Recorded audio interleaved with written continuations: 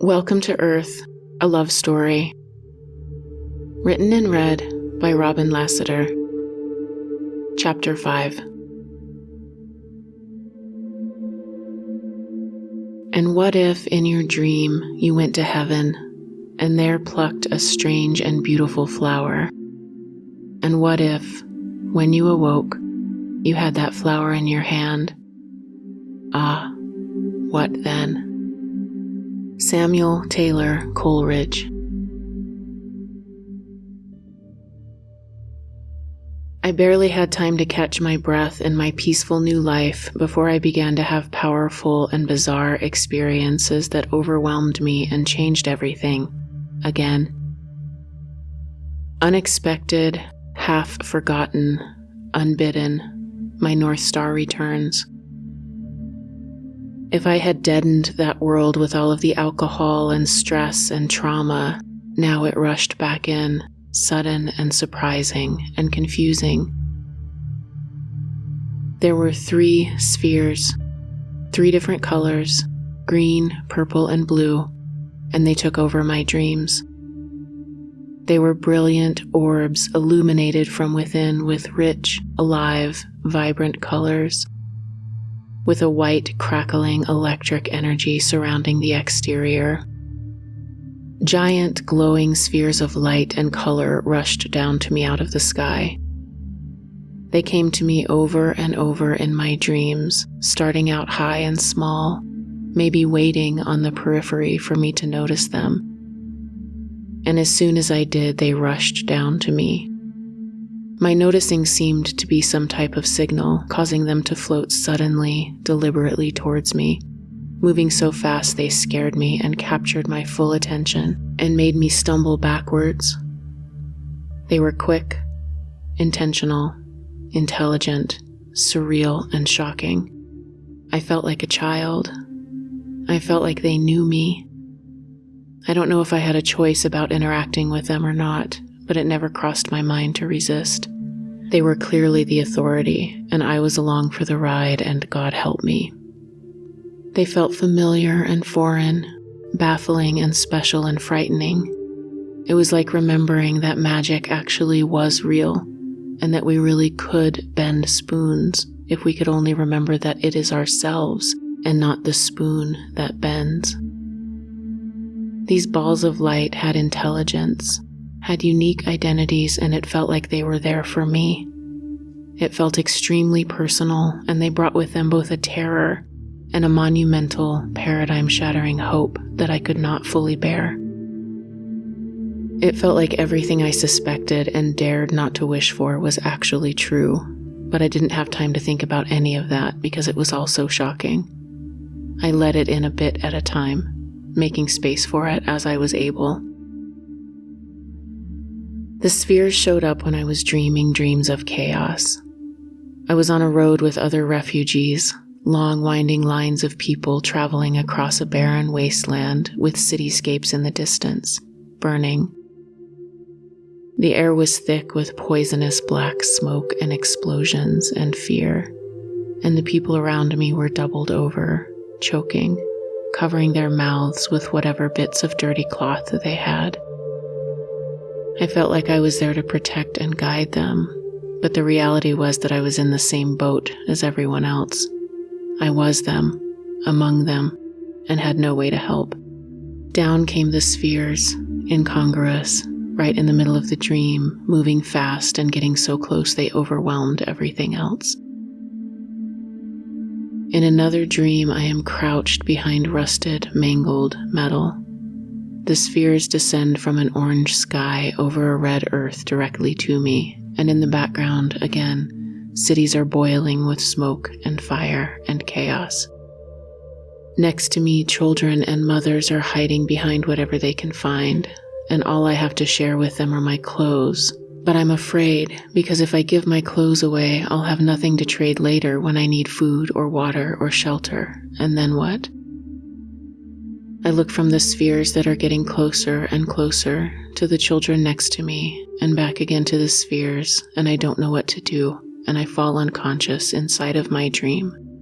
These dreams continue every night, and every night the spheres come to me, and every morning I wake up with a single thought in my head, always the same. You are not prepared. Fuck. I wipe the sweat from the back of my neck and calm down and spend the mornings rationalizing. The world is big and wild, and my brain evolved to hold the well-being of a small tribe, not my new global family shown on every news channel suffering and in need. How could I possibly keep track of all of that? How could I feel anything other than helpless in the face of it all? No wonder I was having these vivid, shattering dreams. Plus, humans always create myth around the world's end. I'm just sensitive. It's weird, but whatever. What am I supposed to do with this? The rationalizations don't help at all. I am uneasy and untethered. Whether the dreams are coming from my psyche or from something outside myself, it doesn't matter. I can't shake the feeling that I'm supposed to be doing something that I'm not doing, and time is running out. But I ignore the feeling and go on with my life. I don't know what to do about this, and so I do my best to push it aside and focus on the other things that are calling for my attention. Then the terror starts. I love my bed. It's big and clean and sweet, and my bedroom window overlooks my porch, and I can see my horse over there across the fence, her head up and ears forward, waiting for me to get up and bring her breakfast. When I fall asleep at night, it's after reading until my eyes and body are heavy, and then clicking off the little lamp on the little bedside table next to me. Before the dreams and terror start, I feel safe here, calm. After years on the run, I can finally rest. So it's a shock that as I'm lying in bed alone, drifting off into a peaceful sleep, I suddenly snap vividly awake, flooded with adrenaline and fear. I swirl and spin. I rise up and sink down all at once. I can't move. I can't look around to see what is here that's making my body course with a pounding alarm. I'm willing my arms and legs and body to move, but they are leaden. I panic and struggle against their unresponsiveness. I am paralyzed, alert, awake, trapped inside myself. The more I panic, the worse it gets. I can't move my head. I can't look, but I can feel a dark, shadowy, terrifying presence. It is just outside my line of sight. No, shit. Now it is right there at the foot of the bed. I can feel the bed moving under the weight of it climbing up. I can't move. I can't scream. It crawls its way up the bed and I can feel it over me. It arrives, a dark, faceless figure pressed right up against me. Its face in my face. Its body on my body. I want to cry, turn away, sit up, pull the covers over my head, anything. But I can only be here, witnessing from inside my unresponsive body, watching these dark and menacing shadows move around me while I fight and fight and fight against my own impotence. I am helpless in the face of this supernatural, gripping terror, and there is no way to run or move or call out. Eventually I lose consciousness and fall sickeningly into sleep, and it's horrifying because I don't know what happens to me when I'm not awake, when I'm not there to witness it. If this were to happen to me once, fair enough. I don't know what I would do with it, but at least I could be safe and maybe write it off as who knows what. But it doesn't just happen once. It happens again and again, and sometimes it's the same, and sometimes there are new horrors, and even though I love sleep and my dreams and my bed, now I am afraid of the night. I sleep with the light on, fitfully, waiting for something to happen, sleep-deprived and anxious. I have no remedy, no tools, no weapons. I don't know what to do about it or what it means or why it's happening. It feels important and scary. Finally, I start to do some research. I can't find anything online that talks about exactly what I'm going through, but I do learn about sleep paralysis, and that seems pretty close. There's even an entry on WebMD about it. I'm not the only one. In fact, this is a human thing. This happens so often to so many people and has been going on for so long that cultures all over the world have come up with ways to explain it. In Brazil, a creature with long fingernails tramples people's chests while they sleep. In Spain, it's a dark creature who sits on a person's chest and causes nightmares. There's the old hag in Canada, the dark Baba Yaga from rural Russia, and the Cambodian ghost who haunts people when they are half asleep. There are the jinn of Southeast Africa, the demon lover of Hungary, and my favorite, the Pashtun thumbless ghost who tries to strangle you in your sleep but can't because no thumbs. This phenomenon has been blamed on enormous cats, goblins, dark fairies, and in Salem, it was blamed on witches. Every culture has some way to explain this experience, and of course mine does too. Here, sleep paralysis is classified as normal. The body does become paralyzed and lose muscle control, a state called atonia, during parts of the sleep cycle so that we don't act out our dreams. It becomes a disorder, or parasomnia, when it happens outside of REM sleep. The cause is unknown. It is a harmless condition, often accompanied by hallucinations and fear. Over time, they say, it can become worrisome, disruptive, and cause excessive fatigue. Science indeed unweaves the rainbow, but even Western medicine's dry academic certainty isn't enough to kill this beast. Even as I begin to calm down now that it's named, now that it's a thing and I'm not alone, the beast eats that thin shell of false comfort and grows horns, threatening to murder me in my sleep. Night after night, the parasomnia crouches on my atonic chest. I experience hallucinations and fear. It is worrisome, disruptive. I have excessive fatigue. I stay up later and later. I read for as long as I can, hoping to ease quietly into unconsciousness, but night after night I find myself awake, paralyzed, and now this is often accompanied by another parasomnia, known as episodic cranial sensory shock, or exploding head syndrome, which is exactly what it sounds like, and another fun topic of research over coffee the next morning. I both feel and hear a loud bang inside of my head. Is it inside? It's hard to tell. I think it's inside because I feel percussion along with the sound. It's disconcerting to say the least. Along with this, I begin to hear voices. I know. Many times I hear my name spoken loudly, sharply, directly into my ear. Sometimes I can free myself from paralysis by mustering all of my will and forcing myself to move, turn over, wiggle a toe or finger, take a deeper breath, any type of movement. It takes a monumental effort, a monumental act of determination. I'm not always successful, but sometimes it is a way out, and there is nothing in me that thinks that not fighting against this is a good idea. I fight it, hard, every time. I struggle and panic at the first sign of paralysis. I put all of my attention on using this trick to get unstuck, and sometimes I get unstuck. Sometimes I wrench myself out of paralysis only to find that my house is shaking violently, paintings smacking against the walls, my bed frame squeaking, the dog up and barking. I sit up in bed and scramble backwards to lean against the wall and wait for the shaking to stop, and eventually it does. I don't know what to do with any of this.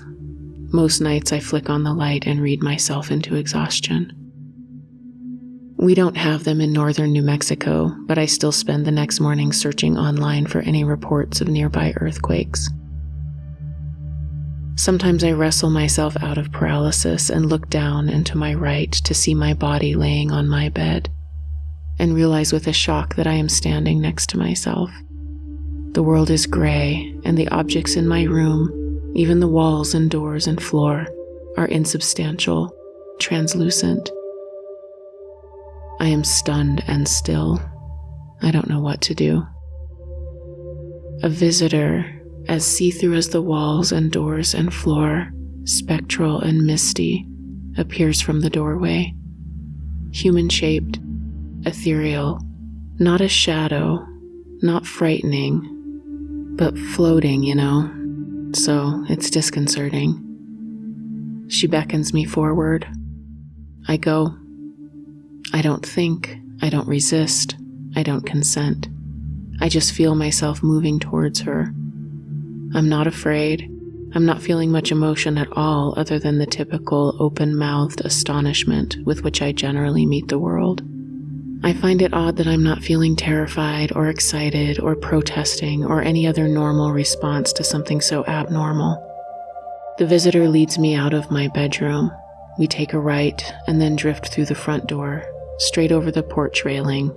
We don't take the stairs, and out over the landscape. Looking down, I see my bare feet floating, slack, just above the sage and buffalo grass. The world looks like an Edward Munch painting, except for everything is black and white and gray, and that makes the whole experience even weirder. We rise higher, nearer to the moon above Johnson Mesa, the world monochromatic and wavy beneath us. Other than the entity who is with me feeling feminine and ethereal, these episodes remind me of my childhood. I return the same way, thudding back into my bed with a hard jolt. Tired, wired, spooked, electric. I am certain these are not dreams. In fact, the idea that they are dreams is laughable. This is something else. Between the spheres, the paralysis, the dreams of destruction, the traveling at night, and the creepy things happening in my bedroom, my attention was fully captured. But it was just me. I was in it alone. This isn't the kind of thing you can really talk about in the break room at work, especially when you're the boss, and life goes on after all. I was busy in my new career, busy trying to be a real human with a real job and maybe starting to act like a real grown-up. I was trying really hard to be normal. I could sort of forget about these things during the day and not think about them much. Yes, I was also tired and anxious, but maybe if I ignored it, it would all go away. Honestly, I was skeptical too. I didn't trust my own lived experience. I was still full-on outsourcing my sense of identity, my sense of worth and certainty, to those around me and to the collective overculture. I lived my life with a mix of odd experiences that didn't conform to the consensus reality, right next to a deep sense that there was something innately wrong with me. My life was already kind of a mess. I was just getting on my feet, and the last thing I wanted was for people to know that I might actually be crazy. Flaky, unhinged. I knew I didn't fit in, but I was doing a pretty good impression.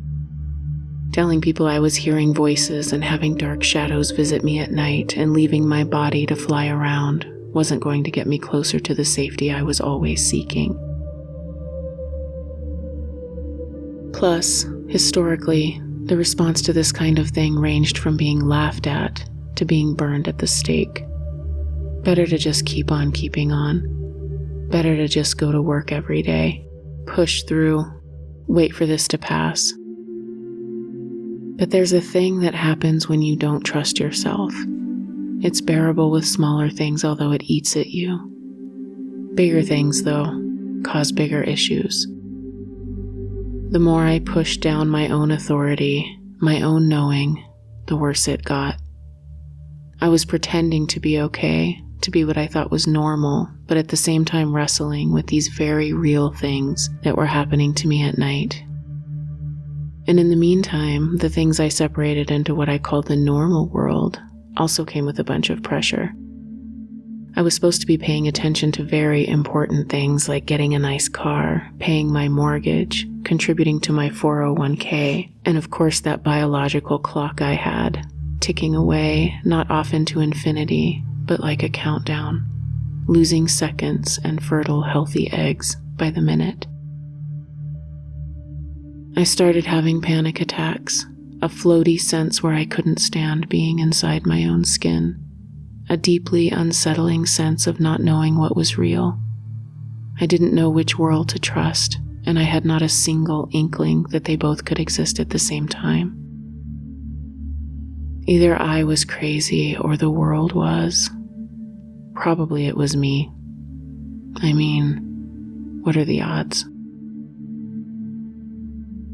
Eventually, it all gets too much for me to handle on my own. I confide in my sister, the person I most trust.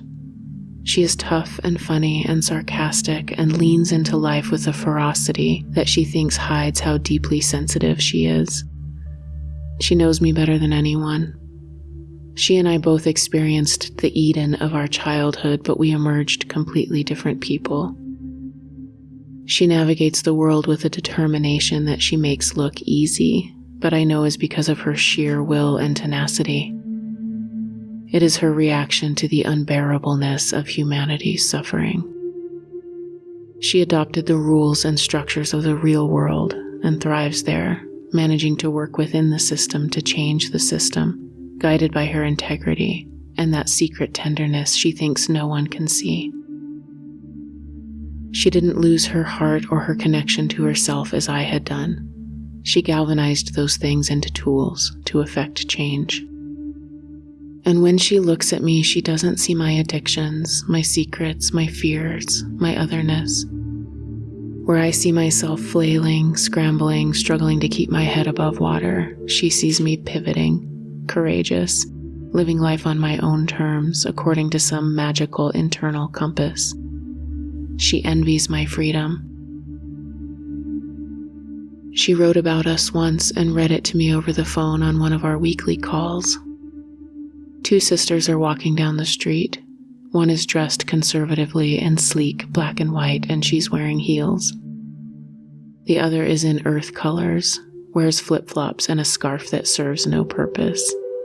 Black and white sister looks at colorful sister and says, "I don't get your northern exposure, Twin Peaks, 100 years of solitude symbolic notion of life."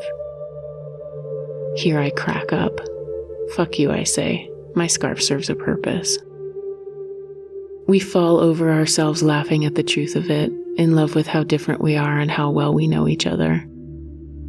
So when I confide in her about the dreams, about the shaking bed and being paralyzed and the feminine figure and being next to my body and the voices and the orbs, she listens silently and seriously.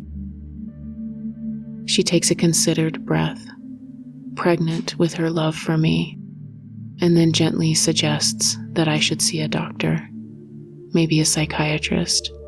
Maybe there is some medication I could take. She didn't think it was real. The world wasn't crazy. I was. It hit me like a kick in the gut. I felt ashamed and silly. Hangdog. Maybe she was right. Maybe it was just my brain misfiring. Maybe I could take a pill and it would all stop. I fidgeted nervously with this idea, pulled between two worlds, between my first and second gifts. Shit. So I really shouldn't trust my own experience. Where does that leave me? I swallowed, nauseous, cold, and clammy. My hands and feet tingled and I felt lightheaded. I needed my sister's perspective. I wanted her to rescue me, to validate me, because I couldn't do that for myself. I didn't want to hear that she thought I needed a psychiatrist, medication. I trust her so much and she says see a doctor. This, from someone who loves me so hard and knows me so well. The part of me that claimed the other universe, the strange landscape that wouldn't seem to let me be, was fighting against my first gift, my deep need for external safety. I battled, terrified of surrendering to the world that seemed so solid to my sister, but for me was full of the ghosts of dead horses and unsafe people and systems that made no sense. I didn't know how to be in her world. I'd tried. There was no safety there, no place for me to rest, no greater meaning that I could see, nowhere to cast my anchor. The other world, my weird world where these wild things happened to me and shook my foundations, was equally unsafe. There was nothing to tether me to reality there either. But let's say I could. Say that I decided to trust myself and really go there, really dive in and claim it all as true. Well, then I would be all alone, wouldn't I? No one could follow me there. But at least I'd have myself. In my sister's world, I wouldn't even have that. I hung suspended between these two realities, completely unsure of which way to go. So thank God for the prophetic dreams. They are impossible to brush off as not real, as my own internal hallucination, because suddenly I am getting verifiable evidence, verifiable experiences. Because of them, I dive deeper into whatever was happening to me instead of going to a doctor. They are not only about events in my own life. These were oddly dull. I dreamed last night my coworker wore that shirt today. I dreamed last night the power went out at lunchtime, and it did. The dreams were about other people as well. I'd have a vivid dream of a friend and awaken to write it all out and send it in an early morning email or text. They'd reply, astonished, excited, and wary. You dreamed about me last night? That's crazy, I dreamed about you last night. There were these spheres of light around you. How did you know I was pregnant? I haven't told anyone yet. Don't tell me if you have more dreams about me, okay? That one you had came true and it freaked me out. My experiences were being externally validated. It was thrilling and exciting, and it buzzed through my body. Even though the information was oddly impotent, how does knowing someone is pregnant when they already know that help anything anyway? I became convinced this all had a higher purpose, the alternative being that I was crazy. I started to believe that I was being called by something or someone. I started to allow in the idea that there was something going on here, something important. I softened my fear and let a whisper of curiosity come in. And then, as if in response to my softening, I have a completely remarkable experience. One night I am trapped in an unending, rolling, terrifying bout of paralysis. I struggle awake and force my body to move only to immediately be sucked down into paralysis again. It's like drowning. I can't swim in those depths, into whatever I'm being dragged down into, so I thrash my way to the surface, just enough to get my mouth above the waterline for a split second, enough to sip in a tiny breath, and then I'm under again. Each time I rise, I'm desperate for oxygen. Each time I open my mouth to take in air, the water threatens to pour into me, to choke and drown me, to kill me. I am grasping for my life, exhausted and terrified, and this goes on for hours. Death or something worse is coming if I can't fight my way out, and I am fighting hard. The weird part about this paralysis is that while my body is frozen, trapped, terrified, my consciousness is right there, bright, awake, aware. My body doesn't work, but my mind is on super high alert. So while I'm struggling, drowning, fighting, in and out of terror, every time I get my head above water for a second, I'm also trying to come up with a plan, a strategy, some way to free myself. I have no ideas, no tools for this. Finally, though, something floats to the surface for me to grab onto. Something terrifying in its own right. It's the one and only tool I've learned to use in my life. The turn towards it tool.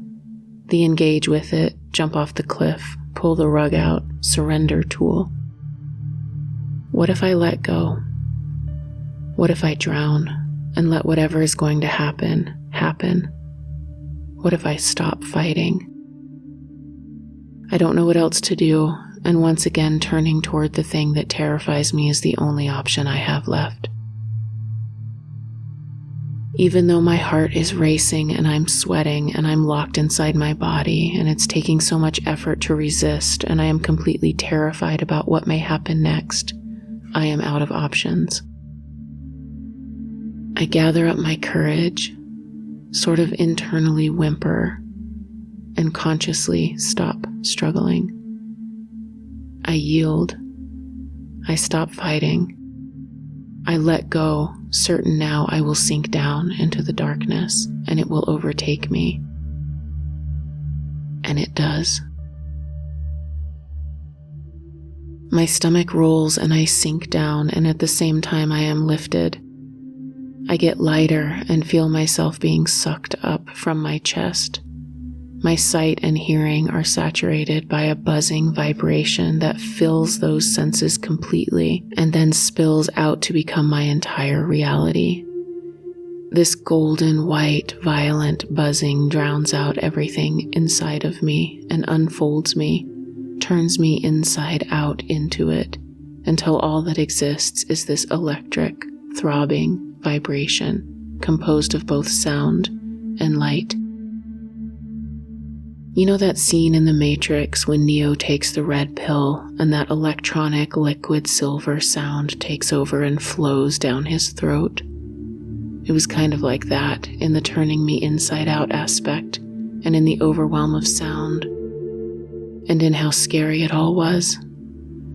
The sound is a fully tactile light so brimming with vibration that I am completely overcome and suspended inside of it, trapped by it, contained within it. I am not in charge here. I am powerless, and this is happening to me. While my physical senses are being filled beyond their capacity, obliterated totally, my awareness becomes sharp and clear. I am no longer encumbered by any part of my brain trying to conceptualize these things. I feel more clarity, more reality than I've ever felt before in my life. I am pure, untethered consciousness, pure witnessing, free from fearful analysis and the perception tied to the sense of myself as an awareness becomes crystal clear. I'm still me. I'm still an individual, but I have none of the limiting aspects of my personality. All of the context I'd had for myself as an identity with an ego and a concern about my me-ness is simply gone. I didn't even know it existed before this moment, all of that concern and me-ness, but in an instant I know it existed because now it is absent. I am free of all of that and simply am my awareness itself. In possession of this complete clarity, I notice that this sound, this mattered vibration, is actually composed of a multitude of sounds. These sounds are distinct. They have texture, weight, mass. It is as if every sound I'd heard up to that point was two-dimensional, and now I experience a third dimension and maybe a fourth or fifth. They take up space. They saturate the molecules around me in every direction, and I am inside of these sounds. I know what these sounds are. It's not a thought. I don't think I know what the sounds are. I know. This collective density of buzzing vibration is made up of every sound on Earth happening simultaneously in this very moment. I don't arrive at this knowing intellectually. There's no doubt. In fact, doubt isn't even anything I have to get around or through in this space. It simply is not possible for doubt to exist here. It isn't something to even ponder. Doubt has never existed here, even as a concept. These are all the sounds on Earth, happening right now, and I am somehow inside of them. I turn my attention to one specific sound that is contributing to this enormous buzzing resonance. I perceive the rustling of leaves, and immediately I am the one rustling them. Instantaneously, the fullness of this reality rushes in to fill the space around the sound. My awareness is inside of this place, the same way that my awareness is inside of this room as I sit and write these words. It's full, real, rich reality. Much richer, in fact, than my current reality, because all of my physical senses are back and suddenly dialed up to an insanely high new level. It is night. The leaves are dark green and I am sliding through them, low to the ground, almost silent. I am a big, black cat, making my way through the underbrush. I am not imagining or visualizing this cat walking on a low path through some green and fertile jungle. I am the cat, fully embodied inside of this silky black panther. I see through her eyes and I hear every sound she hears. The cacophony of insects in the jungle around me, the scurrying of a nearby mouse, the pointed, waxy, dark green leaves we brush past. There is a low, full, growling rumble vibrating deep in my chest, and that animal resonant bass inside of me feels so good, I almost can't stand it. I am her confidence, her power, and her certainty. I know I will find food. There is no urgency. This world belongs to me. Every part of my body interprets the information around me into a sensory, detailed map. My every sense is expanded in all directions. My ear flicks to catch a tiny noise. My mouth is slightly open, my lungs drawing the warm, heavy air across my rough tongue, picking up a combination of taste and smell, and using that information to populate the forest around me. I am aware of each and every shiny black hair on my sinuous body as an extra sense, an extra layer of connection to my environment. I am possessed of thousands upon thousands of exquisite antennae. I can easily see great detail in the darkness around me. The path before me snaking through the brush, tree trunks and moss and logs and dead leaves rotting. My feet are big, and the keenly sensitive, dark, fleshy pads electrically connect to the damp earth with every step.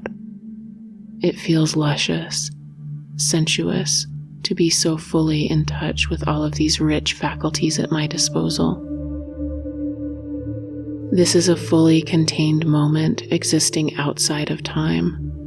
I am wholly inside of this moment and experience. Simultaneously, I am aware that at any point I can choose to focus on another singular sound, and I will be there in an instant, experiencing anything I wish, anywhere on Earth. There is no distance to travel, only attention and desire that would yield immediate results. Again, there's no question as to how this is possible, no having to put it together in my brain. I simply know. It simply is. I return my attention to the buzzing and find myself held again and surrounded in that vibration. I have a sense of going higher, of that dropping feeling in my stomach, except I no longer have a stomach. It is a tangible sensation of up, and with it, the light and vibration are suddenly gone, and now this sudden silence is as striking and captivating as the deluge of sound and light had been a moment before. I am aware that I am floating in blackness. The blackness is not an empty void, though. as I would have imagined it to be before having experienced it. It is not a void at all, but rather a space of rich, alive, incredible fullness. There is something in that space, something that this space is made up of, and there is nothing there that isn't that something. It infuses every atom and all of the space in between and inside the atoms, so that there is absolutely no separation. I am not floating in a vast vacuum. I am suspended in a dense ocean of alive intelligence. I notice that I am without a body. I can feel that just a moment ago I had a sense of myself as something solid, but it is quickly dissolving. It isn't my idea of myself that is dissolving per se, and it isn't my physical body that is dissolving, because my physical body is definitely not here. It is another, less dense type of body that suddenly feels as if it's made of millions of fizzing champagne bubbles arranged into a roughly human shape. I can feel my consciousness in each and every one of those little bubbles, but they are beginning to slowly drift farther and farther from each other. I panic for a moment as I feel myself expanding and dissolving, but then realize that my awareness is still intact.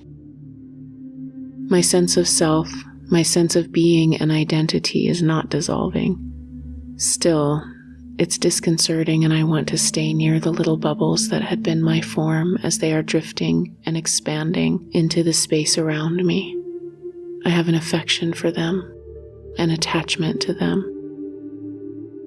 I'm trying to keep track of them, trying to keep some hold of myself of form as it expands, when an entity appears next to me. When I say appears, I don't mean that she suddenly pops into existence.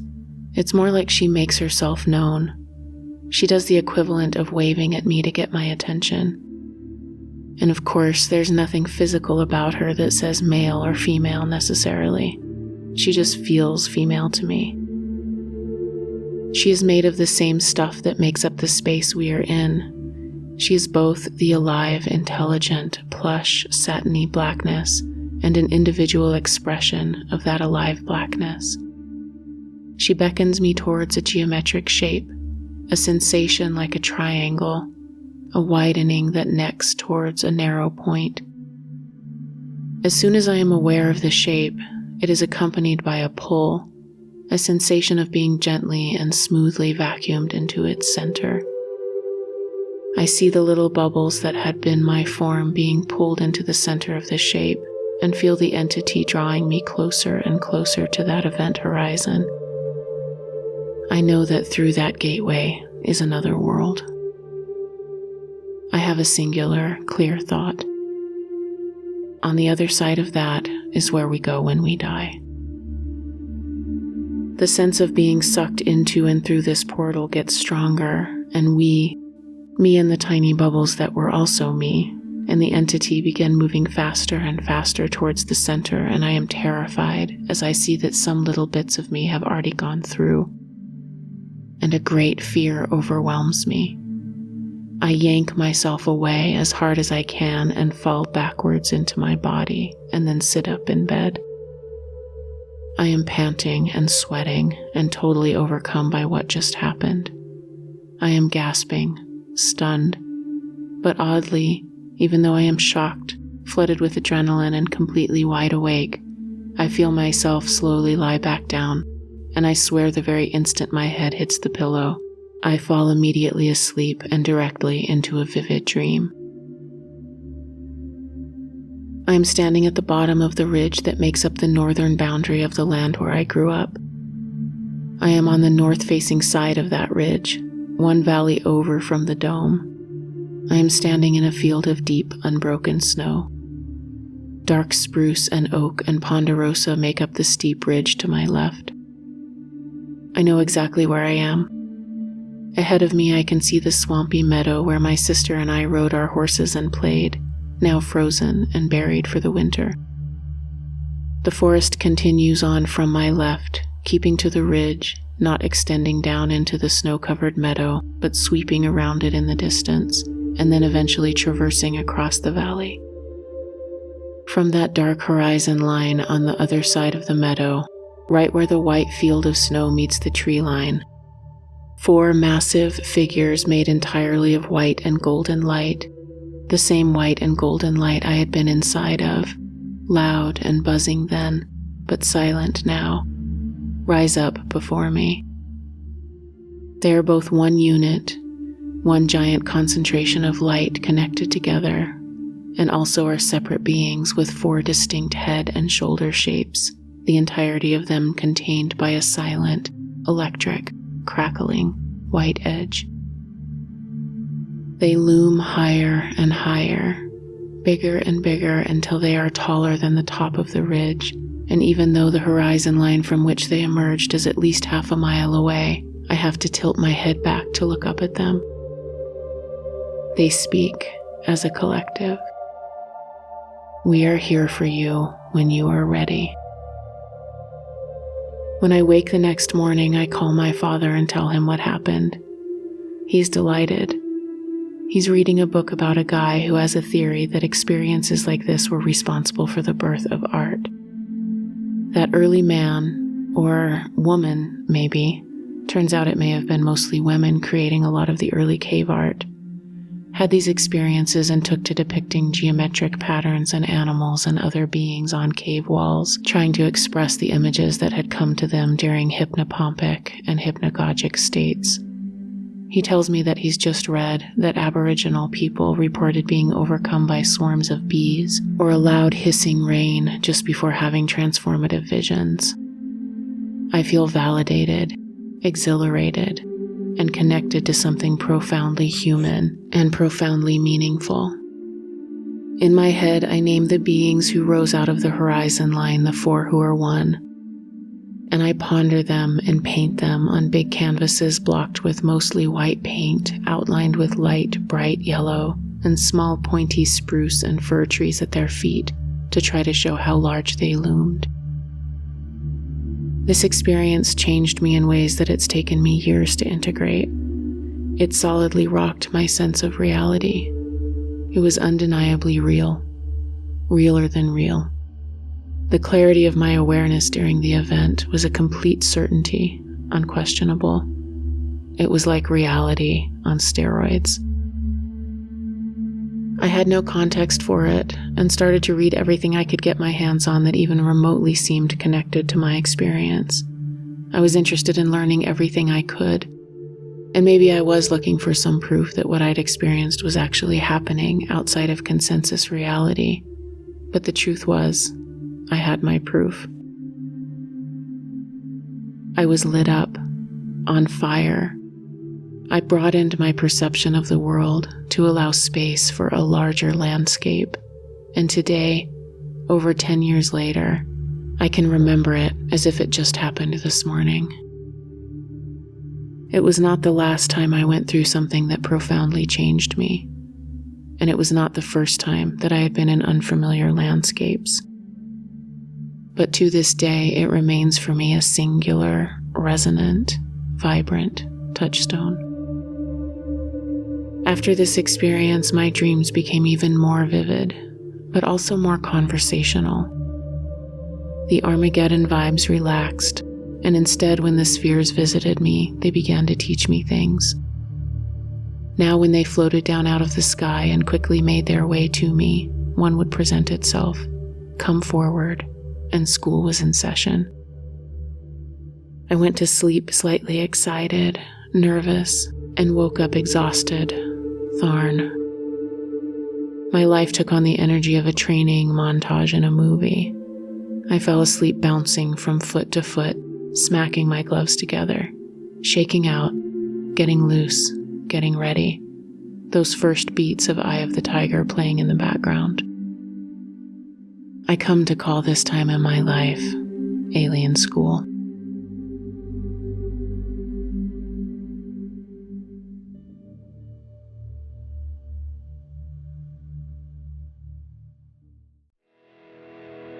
For more information or to book a one-on-one session with me, visit honeyheart.org.